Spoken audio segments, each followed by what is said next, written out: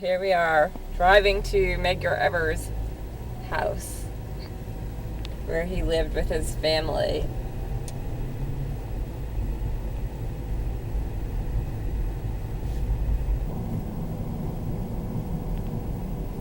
You have arrived. Here we go. So I'm here with Minnie White Watson, who's the curator of the Medgar Evers House and Museum. Hi, Minnie. Hi. I called Minnie when I had questions about Medgar Evers, and she was nice enough to really help me out with the book.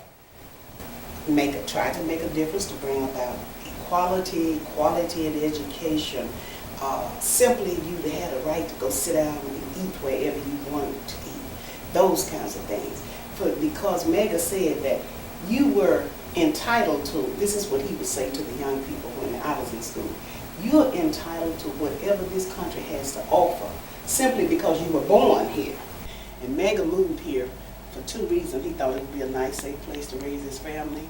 Also, this is your first subdivision in Jackson, Mississippi that was developed by two young black men. But Medgar and his family moved in, and when they lived here, they never had a house number, and they didn't have a front door. The main entrance to the house is through the carport. That was for safety reasons. Because when the first year they were here, Mrs. Evers said the house was shot into, through this window, it was shot into a total of 3 times. And she said, I put my piano over on that side to block bullets, and over on this side, I stood a couch. So, lived here, tried to live in peace, but couldn't. The neighbors really never accepted them. It wasn't because they didn't like them. Associated with the Evers, you were in danger. Your life was in danger as well as losing your job. So, they lived here up until he was assassinated in '63. So what's this? Okay, this is this was the boys' room. This was Van and Daryl's room, and this is where their beds were on the floor, so they would be lower than the windows in case someone shot into the house or into their rooms. All of them were actually on the beds were on the floor. Mrs. Evers talks about when the house was shot into the first time, Medgar said, put the kids on the floor. And she said the second time, he said, we all are going to get on the floor. She talked about the night that Medgar was killed.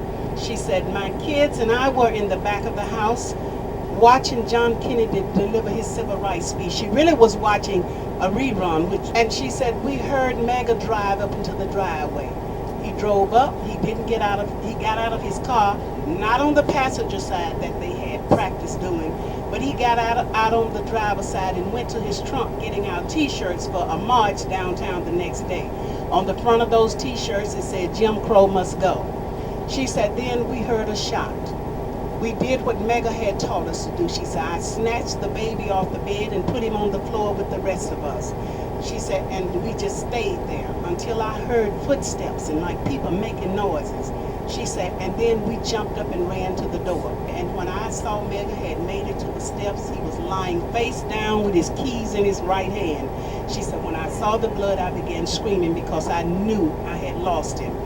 They took him inside on the living room floor, took a mattress off of the daughter's bed, and put him on that mattress to transport to the hospital. And the reason that they did, nobody would come in and get him that night. No ambulance would come. When they called, they said they're out.